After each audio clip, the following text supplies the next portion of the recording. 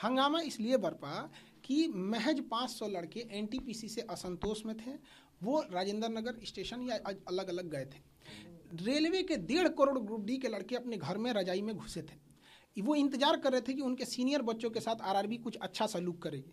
RRB ने उन सीनियरों को कुछ नहीं सुना, बल्कि जो 1.5 करोड़ रजाई में घुसे थे उनको कह दिया कि तुमसे अब मेंस एग्जाम लेंगे। बताइए 2019 में जब आप फॉर्म भराएं और कहें कि सिंगल एग्जाम होगा, और 2022 में 3 साल बाद एग्जाम के 20 दिन पहले जब आप कहिएगा 15-20 दिन पहले कि हम आपसे मेंस एग्जाम लेंगे, तो लड़का रजाई में से निकला, बिना किसी ऑर्गेनाइजेशन के, बिना किसी लीडरशिप पे चला गया। इवन पटना के डीएम साहब का भी आप स्टेटमेंट सुनेंगे, लीडरलेस है ये। इस वजह से ये हुआ। हम अकेले 1.5 करोड़ लड़कों को कितना रोकेंगे? आपके सामने हम हैं, आपने भी देखा होगा, सारे मीडिया लोग, सारे टीचर रोक रहे हैं, जो जहां है वहां रोक रहा है। सोल्यूशन क्या है? सोल्यूशन एकदम सिंपल सा है। जो नोटिफिकेशन में आरआरबी ने कहा था एनटीपीसी के लड़कों के लिए कि हम 20 गुना रिजल्ट देंगे, आप 20 गुना यूनिक नंबर दे देंगे, खत्म हो जाएगा। ग्रुप डी को कहे थे कि हम सिंगल एग्जाम लेंगे, सिंगल एग्जाम में चला जाएगा। बाकी 1.5 करोड़ लड़कों को अगर कोई उम्मीद करेगा कि एक शिक्षक, या शिक्षक कितने होते हैं? कम होते हैं, स्टूडेंट ज़्यादा होते हैं। एक माँ से पैदा हुए 4-5 लड़कों में अलग अलग भिन्नता आ जाती है। तो स्टूडेंट जो आते हैं अलग अलग गांव जिले से आते हैं, उनकी स्वभाव अलग अलग होते हैं। प्रोटेस्ट में भीड़ किसी का नहीं होता है। तो ये थोड़ा सा आरा में जो घटना हुई स्टूडेंट ने किया, वो गलत किया। हम स्टूडेंट को भी कहते हैं कि अगर इस तरह से काम करेंगे तो कोई भी शिक्षक आपके साथ नहीं रहेगा। हिंसा कहीं से भी स्वीकार नहीं है, ये गलत है। काफ़ी बड़ी हिंसा हुई, ट्रेन में आग लगा दी गई, इंजन में आग लगा दिया गया, ये गलत हुआ है। लड़कों ने भी ये गलत किया है। जो ट्रेन की इंजन में आग लगा दिया गया, वो इंजन में कोई था नहीं। ये मतलब एक लक बाई चांस कहिए कि किसी की जान मतलब उसमें नहीं, ये गलत है। इसकी हम हमेशा लड़कों को भी हम सख्त कहते हैं कि ये आपसे विनती नहीं, हमारा आदेश है। सारे स्टूडेंट को कहेंगे कि आप कहीं भी हिंसा करेंगे, आरआरबी को बहाना मिल जाएगा, हम लोग साथ नहीं आ पाएंगे, खुल के नहीं बोल पाएंगे। स्टूडेंट समझिए, टीचर कभी भी एक्सेप्ट नहीं कर सकता है। अगर स्टूडेंट गलत है तो हम उनसे बोलेंगे, स्टूडेंट सही है तो भी बोलेंगे। आरआरबी इतनी बड़ी संस्था है, हम लोग जब उससे लड़ गए, गलती किया, तो स्टूडेंट अगर गलती करेगा उससे भी लड़ जाएंगे। तो स्टूडेंट को भी हाथ जोड़ के कहते हैं कि ऐसा काम मत कीजिए कि हम लोग को अपना हाथ पीछे खींचना पड़े। हम आप ही लोग को बचा रहे हैं, प्रशासन का भी हम लोग सहयोग ही कर रहे हैं। डायरेक्ट या इनडायरेक्ट रूप से आपका आरोप है कि आपने प्रोवोक किया लोगों? नहीं, हमारा पे ऐसा कुछ नहीं। हम समझा रहे हैं लोगों को। हम तो बाहर भी नहीं निकले हैं। मतलब कल से हमको खाना खाने का भी फुर्सत नहीं मिला है। मीडिया, यूट्यूब सबसे समझा रहे हैं लड़कों को। हम रोक के रखे। हमारे यहाँ से 10 कदम है भिकना पहाड़ी।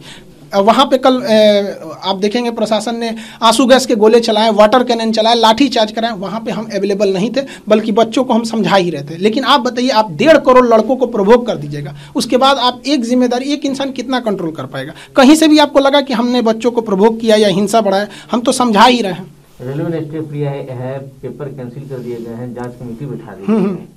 कैसे देखते हैं? पहले हो जाना चाहिए? ये देखिए, आप बताइए, जो शिक्षक और जो स्टूडेंट मिलके पिछले 3 साल से 8-8 मिलियन ट्वीट कर रहा है। अगर ये 18 जनवरी को जो ट्वीट किया गया था, उसके बाद रेलवे अगर इस चीज़ को ले लेता तो क्या ज़रूरत थी? आपको लगता है ऐसा होता?